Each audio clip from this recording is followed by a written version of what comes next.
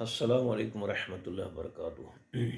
الحمد للہ رب العالمین والعاقبۃ للمتقین والصلاۃ والسلام علی محمد وآلہ واصحابہ اجمعین۔ واقیموا الصلاۃ وآتوا الزکوٰۃ وارکعوا مع الراکعین۔ ہم نماز کی اہمیت و فرضیت کے حوالے سے بیان کر رہے تھے۔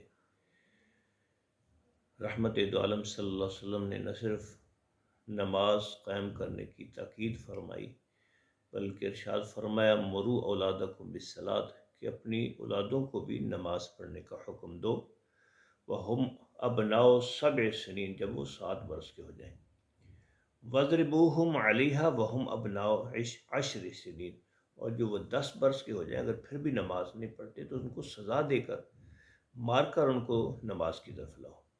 حضور علیہ السلام حضرت عبادہ فرماتے ہیں، آپ صلی اللہ علیہ وسلم نے ارشاد فرمایا 5 صلوات کتبہن اللہ علی العباد، اللہ تعالیٰ نے اپنے بندوں پر 5 نمازیں فرض کی ہیں، فمن جاء بہن لم یضع منہن شیئا استخفافا بحقہن، کہ جو کسی نماز کو ہلکا سمجھ کر ترک نہیں کرتا بلکہ اس کو ہمیشہ پڑھتا ہے، ضائع نہیں کرتا، کان لہ عند اللہ عہدہ، اللہ تعالیٰ نے اس کے ساتھ ایک وعدہ فرمایا ہے یہ کہ ان یدخلہ اللہ الجنہ، اللہ اس کو جنت میں داخل فرمائے گا۔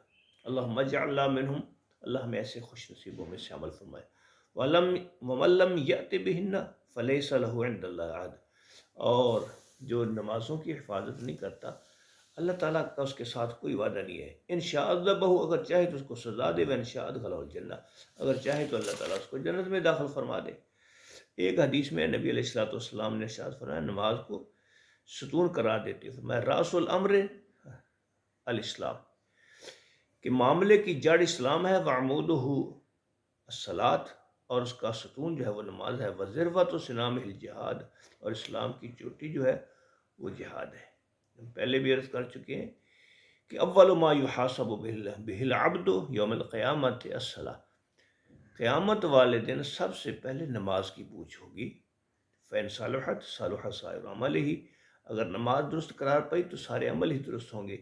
وَإِن فَسَدَتْ فَسَدَ سَائِرُ عَمَلِهِ، اور اگر خدا نخواستہ نماز ہی درست نہ ہوئی تو پھر سارے عمل ہی برباد ہو جائیں گے۔ ایک حدیث میں يَنظُرُ فِي صَلَاتِهِ، اللہ تعالیٰ اس کی نماز کی طرف دیکھے گا۔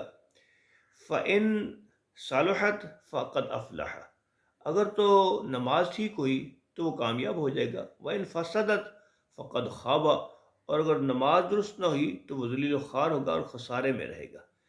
اللہ تعالیٰ 5 وقت کی نماز باجماعت ادا کرنے کی توفیق عطا فرمائے۔ حضور علیہ السلام نے فرمایا، آپ سے پوچھا گیا ای العمل احب الی اللہ عز وجل، کہ اللہ تعالیٰ کو سب سے زیادہ محبوب عمل کون سا لگتا ہے، تو آپ نے فرمایا الصلاۃ علی وقتہا، وقت پر ٹائم پر نماز ادا کرنا۔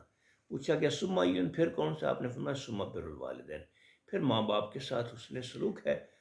پھر پوچھا گیا اس کے بعد ثم ای، آپ نے فرمایا الجہاد فی سبیل اللہ، گویا کہ جہاد فی سبیل اللہ کا رتبہ عظمت شان بعد میں ہے، نماز کی اہمیت پہلے بتائے گی کہ اللہ کو سب سے زیادہ محبوب اعمال میں سے سب سے پسندیدہ عمل جو ہے الصلاۃ علی وقتہا، وقت پر نماز ادا کرنا ہے۔ اللہ 5 وقت کی نماز باجماعت ادا کرنے کی توفیق عطا فرمائے۔ السلام علیکم ورحمۃ اللہ۔